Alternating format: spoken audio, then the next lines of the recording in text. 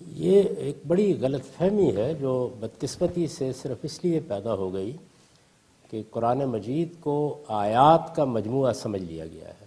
یعنی لوگ عام طور پر یہ خیال کرتے ہیں کہ قرآن مجید جیسے اقوال کا مجموعہ ہوتا ہے، اسی طرح منفرد آیات ہیں جن کو ایک جگہ جمع کر دیا گیا ہے۔ ایسا نہیں ہے۔ قرآن مجید ایک مرتب اور منظم کتاب ہے، اور اس میں ایک خاص سیاق سباق میں بہت سی باتیں کہی گئی ہیں۔ لوگ درمیان میں سے کسی آیت کو اٹھاتے ہیں، اس کے سیاق سباق اور کانٹیکسٹ کو بالکل نظر انداز کر دیتے ہیں، اور پھر اس سے دین کا کوئی حکم لوگوں کو بتانا شروع کر دیتے ہیں۔ میں نے کئی مرتبہ اس بات کو واضح کیا ہے، اور رات کی نشست میں بھی واضح کیا تھا کہ قرآن مجید کس نوعیت کی کتاب ہے، یہ ہر مسلمان کو قرآن مجید کو پڑھنے سے پہلے سمجھ لینا چاہیے۔ قرآن اس طرح کی کتاب نہیں ہے جس طرح کی کتابوں سے ہم واقف ہیں۔ یعنی مثال کے طور پر اگر مذہب کو بیان کرنا ہے اور اس پر کوئی کتاب لکھی جائے گی تو ہر آدمی یہ توقع کرتا ہے کہ پہلے ایک توحید کا باب ہوگا، پھر اس کے بعد رسالت کا باب ہوگا، پھر کوئی آخرت کا باب ہوگا، اور اس طرح آہستہ آہستہ دین کے احکام بیان کیے جائیں گے۔ قرآن میں ایسا نہیں کیا گیا۔ قرآن مجید ایک پیغمبر کے انذار کی سرگزشت ہے۔ یہ انذار کیا چیز ہوتی ہے؟ یعنی اللہ تعالیٰ جب اپنے کسی رسول کو کسی قوم کی طرف بھیجتا ہے تو اس قوم کے لیے اس دنیا میں عدالت لگ جاتی ہے۔ تمام پیغمبروں کی دعوت اور ان کے پیغام کا بنیادی نقطہ یہ ہے کہ ایک دن ایک قیامت برپا ہونے والی ہے، اور یہ دنیا ختم ہو کر اپنے آپ کو خدا کے حضور میں پیش کرنے والی ہے، اور وہاں ہر ایک کو حساب سے گزرنا ہے۔ اور دنیا چونکہ امتحان کے لیے بنائی گئی ہے، اس لیے وہاں لوگوں کی تقدیر کا ابدی طور پر ہمیشہ کے لیے فیصلہ ہو جانا ہے۔ یہ وہ پیغام ہے، یہ وہ دعوت ہے جو خدا کے پیغمبروں نے دی ہے۔ تو چونکہ لوگ اس کو عام طور پر آسانی سے ماننے کے لیے تیار نہیں ہوتے، اس کے علمی، اس کے عقلی دلائل کی بنیاد پر اس کو نہیں مانتے، تو اللہ تعالیٰ نے یہ اہتمام کیا کہ اس نے وقتاً فوقتاً اپنے رسولوں کو بھیج کر، جیسے ایک سائنسدان جب ایک دعویٰ کرتا ہے تو لیبارٹری میں پھر آپ کو اس کا تجربہ کر کے دکھا دیتا ہے، بالکل اسی طرح چھوٹے پیمانے پر ایک قوم کے لیے کسی خطہ ارض میں وہ قیامت برپا کر کے دکھائی ہے۔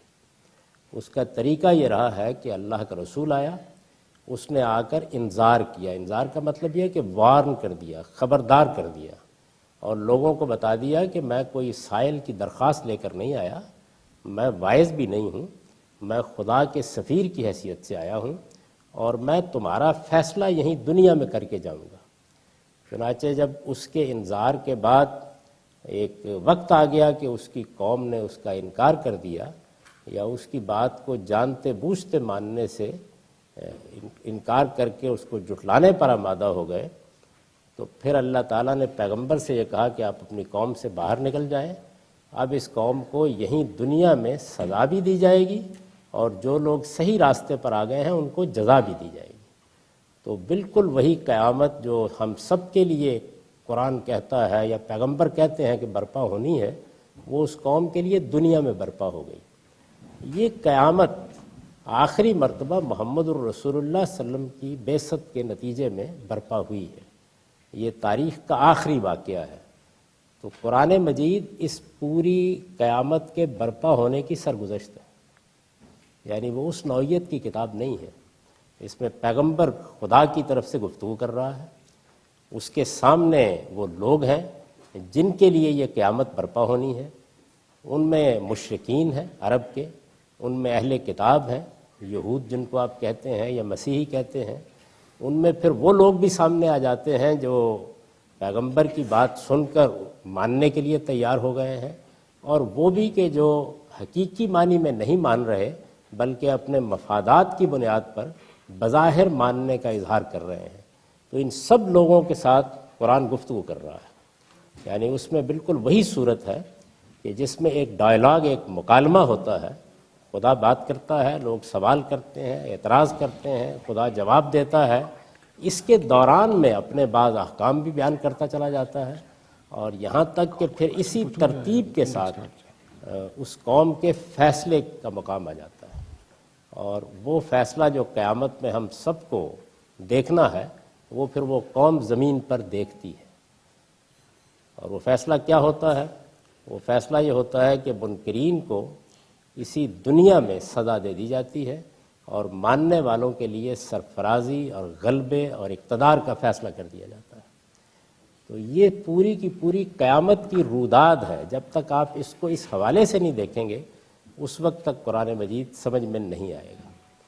اس میں ایک مرحلہ ایسا آتا ہے کہ جس قوم پر خدا کے پیغمبر کی طرف سے حجت پوری ہو جاتی ہے، یعنی آخری درجے میں حق واضح ہو جاتا ہے، اس سے پھر ماننے والوں کو عذاب سے پہلے تعلقات توڑنے کے لیے کہا جاتا ہے۔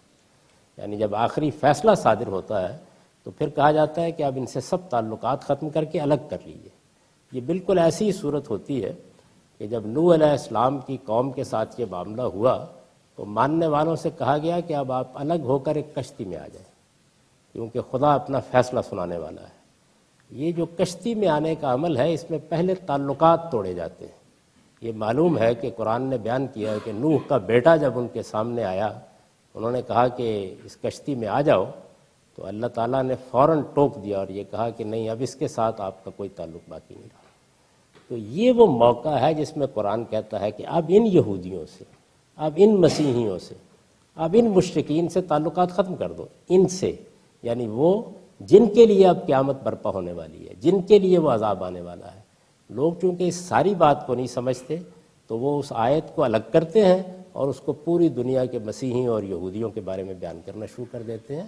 دنیا میں جتنی قومیں بستی ہیں ان سب کے ساتھ ہمارا پہلا تعلق انسانیت کا ہے، وہ سب آدم و حوا کے بیٹے ہیں، اس لحاظ سے ہمارے بھائی ہیں۔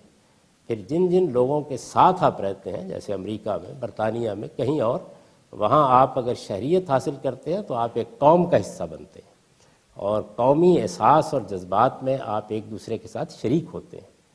اور اگر ہمارا کوئی معاملہ ان کے ساتھ مذہب کی بنیاد پر ہے تو وہ صرف یہ ہے کہ ہمارے پاس ایک میسج ہے، ایک پیغام ہے، ہم دلیل کے ساتھ، شائستگی کے ساتھ، تہذیب کے ساتھ وہ پیغام ان کو پہنچائیں گے۔ کسی کے ساتھ نہ کسی دشمنی کا کوئی سوال ہے، نہ کسی کے ساتھ تعلقات ختم کرنے کا سوال ہے۔ قرآن مجید نے مدینے میں اور مکے میں جو رسول اللہ کے مخاطبین ہیں ان کو ایک مرحلے پر جب عذاب کا فیصلہ ہو گیا تو مسلمانوں سے یہ تقاضا کیا ہے کہ اب تعلقات ختم کر کے الگ ہو جائیے، کیونکہ ان پر اب خدا کی سزا نافذ ہونے والی ہے۔ اس کو بہت اچھی طرح سمجھ لینا چاہیے۔